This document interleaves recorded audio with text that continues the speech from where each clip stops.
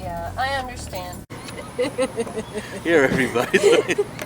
Off from it, right? And you, what are you just sitting here waiting to bite me? Yes, he's sitting there waiting. Then we can record going to Cleveland. Whoops, he just got bitten by a dog. Gotta go. We'll be right back. Be right back. Gotta go get some cocktails in his body.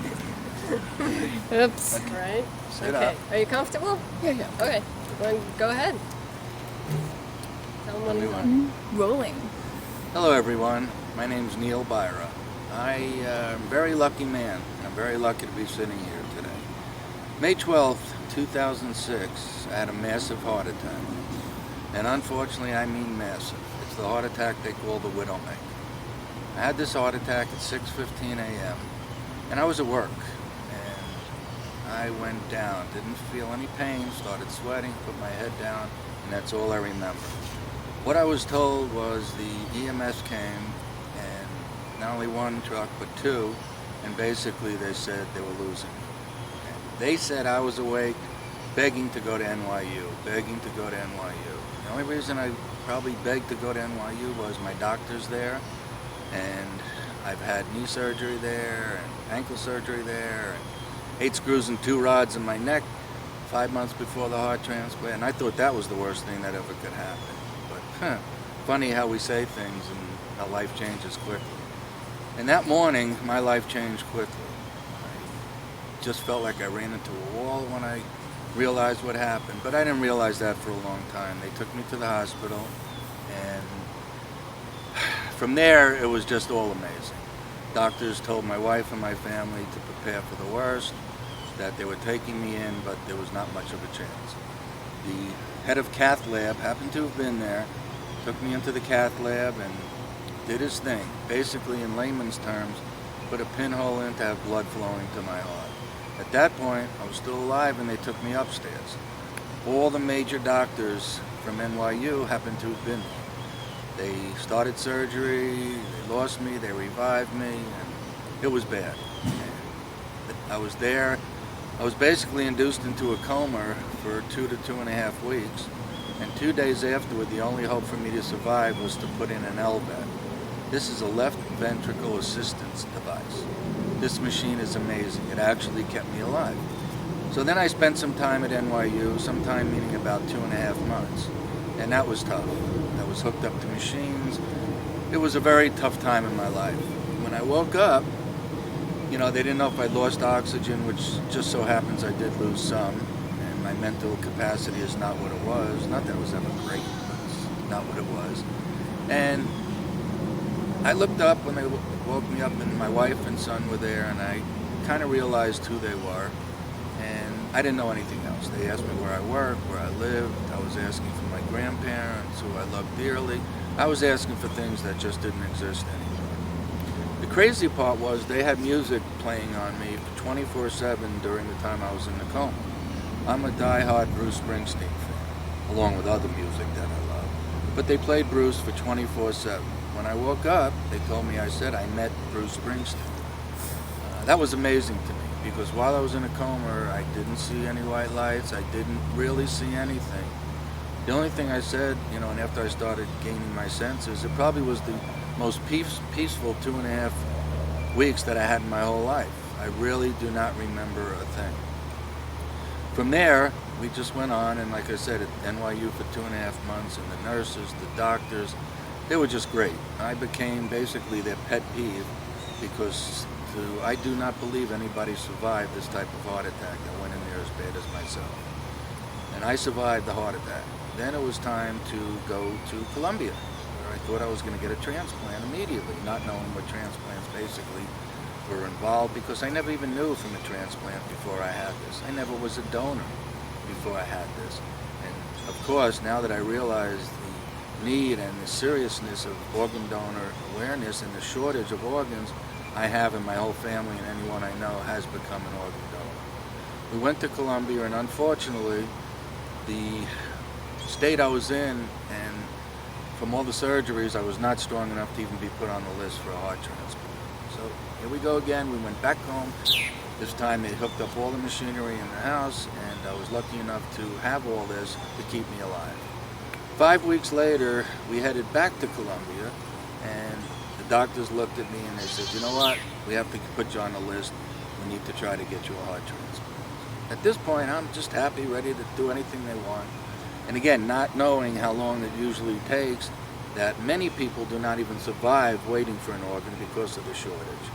I went home, and it was a Friday, and just went about my business with all the machines and the equipment hooked up, and all of a sudden, Saturday, about 1 o'clock in the morning, the phone rang. It was the hospital. Come over, we have a heart for you. Obviously, little to say, shock set in. We got a car, got over to the hospital, and when we got there, we were informed that it may be some time to wait because this gentleman, Mr. De Jesus, my donor, gave all his organs, and the heart obviously was the last one to come out. 24 hours later, the heart came to Colombia, and I was given a heart transplant. Thank God I survived that. It was time on a machine. The LVAD had to come out, the new heart had to go in, and it's just amazing. This whole thing is just amazing. Then I was in Colombia for a while, had some setbacks, had 2 minor rejections, and a lot of the antisuppressants and the medicines they do give you, which they have to give you, does affect you. One of the medicines being prednisone, and anybody that's been on this, and I was on high doses at that time, that medicine kind of can make you a little crazy, speedy. All you want to do is eat, all you want to do is move around, and unfortunately my problem was I couldn't get out of bed. So it was tough, but went on and got out of Colombia, went home, and the recovery period was rough. I'm not going to lie to anybody. It was a lot of biopsies, which is the only way they can tell if your body is rejecting the heart, and they go in and take little pieces of the heart. Sounds terrible, but they have to do it, and they look for any rejection. Again, thank God, since the first 2 minor ones, I've been doing okay. Again, the medicines do destroy other organs in your body. And I mean that by today sitting here, my kidney levels are off. One of the main things that happens to a transplant patient is the kidneys do go. Again, that's caused by the medicine. Can't say a bad word about the medicine, because without these medicines today, I wouldn't be alive. So it's a battle, but you know what? You try to keep your head up high. We read in the papers about people who have survived transplants, have lived to 20, 25, 30 years. Some people are athletes, some people climb a mountain. But I have to be honest, the vast majority of people do not make it to that stage. The average lifespan of a transplant patient is approximately 10 years, if you're lucky. That meaning anybody that doesn't make it through the surgery, that may pass away a year, 2, 3, 4 after from complications, and or the people that are lucky enough to make it to that age of 20 or 30 years having a transplant, which is far and few between. The reason I say this is, again, the need for organs. Not just myself, and an organ, the misconception, people think an organ is maybe a heart, a kidney, liver, even a pancreas today. Medicine's become amazing. But it can be eyes. You can give sight to a young child. You can give sight to any age person. They can do skin grafts. There's so many things they can do today that we are not aware of. Unfortunately, people have the fallacy that if you go on the donor list and you get to the hospital and you're an organ donor, oh well, we're not going to save this person, we can give his organs to somebody else or her organs to somebody else. Absolutely not true. On our website, we have addressed a lot of the myths, and it really is sad people's thoughts of why they cannot be a donor. To me, that's an excuse. Again, I knew nothing about this till I had my transplant. If I can get word out there and someone out there becomes a donor, and I know it'll be more than someone, think about down the road how many lives will be saved, how many people will be given the gift of life in eyesight and being able to walk. There's just so many things that can be done. You know what? We do not live forever, but why not, when our time comes, give back what someone like myself has got. It's important. And again, it may be hard for some of you to understand, but I hope I have gotten to some of you people. I really do. Our website, now that all this has happened, I've gotten better. I did move out of New York a year after they let me leave, and I could not really stay up there due to, obviously, the cost of living. being on disability now, I did move to South Florida. The weather is much more conducive for me to stay alive.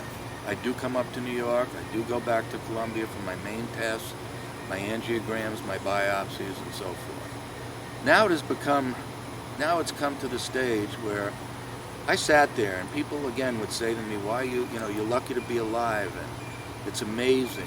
And I think about, I met my donor's family, the sister and his son. He does have a daughter too, and I met them, and I was the only one to meet them in 2007. That article was published in the Daily News. It is on the website. It was on Univision television because my donor was from the Dominican Republic. He is from New York. Jeffrey still lives in New York. His sister lives in New York. A beautiful family, and Mr. De Jesus passed away suddenly. He had a brain aneurysm and was considered brain dead at the hospital. He was not an organ donor. But today, the hospitals contact the New York Organ Donor Society, which is in New York, and they come over to the hospital, and they met with his sister. And his sister signed off for every organ that could be used in his body to be used. Now, just think how many lives this man saved, and how many lives this man kept going. It's amazing. And when I sat with Jeffrey, and he said to me, my father is a hero, you know what? He's right. Every person that donates organs is a hero. Those words stay with me every single day. And you know what? I thought about people said to me, there's a reason you are here, and I really wanted to help Jeffrey. I looked in to see if there were foundations or charities that help people that are survived and have lost a loved one. Surviving and losing a loved one is very difficult. Jeffrey's got a very tough time growing up, as well as many other children do. So I sat there, and one day I decided that I want to do something. And the something was to set up a foundation and a charity. I tried and I went about it, did not know really much about it at all. But God, as things went on, it's amazing. People came out of nowhere. People came through people. A website was set up. Advertising was set up. Our first event was done in 3 weeks. It's just amazing how many people have stepped up to help. This foundation has come such a long way, quicker than any other foundation I've ever heard of. We have been awarded 501c3 status from the government, which states we are 100% tax deductible. That is a very, very difficult status to get. The government reviewed everything we are trying to do, reviewed everything about us, and awarded us this status immediately. That says something for this charity.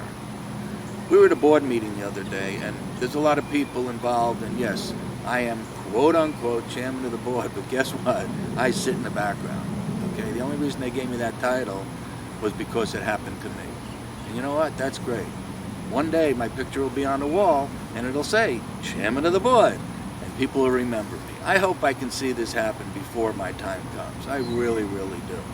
And we were sitting there the other day, and a very bright man said to all of us, every charity means a lot. Every charity is important.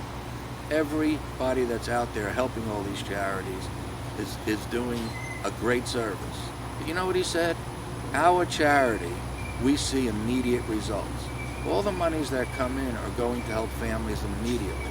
Whether it's to bury a loved one because they don't have any money, whether it's to help them go forward with their lives, whether it's to help the children with their education. We cannot have enough money over years and years and years to help all these families. Well, again, we are governed by the federal government. Everything that comes in, you are helping someone. Please, step up, help us make this grow. I'm not going to go on and on about myself, because you know what, at this stage of my life, it's not about me. It's about all the donors' families, and I mean that sincerely. I'm not an actor. Obviously, you could see that. One day, we'd love to have a spokesperson, maybe a celebrity, maybe a sports star. I really believe that they will step up, and we will have this foundation go nationwide. I really believe somebody out there is going to see this and hear this and help us get to the people we need to get to. Again, we've come a long way, but we've not come as far as we need to go. And like I said, that day probably will never come. This will be ongoing for many, many years. And I just hope, I really hope, that everybody out there, and most of you out there, see the need and the seriousness of this foundation. Please, step up, try to help us. Yes, things are tough. The economy's tough. Everything is tough. I agree with you. Okay? It's tough for me as a transplant patient. It's tough to everyone out there right now. But it is nowhere near as tough or the suffering that these families have right now as far as an economy goes. This is lifelong for these people. Lifelong. So we need to help. Again, thank you so very much. That's good. It's a treat, huh? Are you doing it back there too?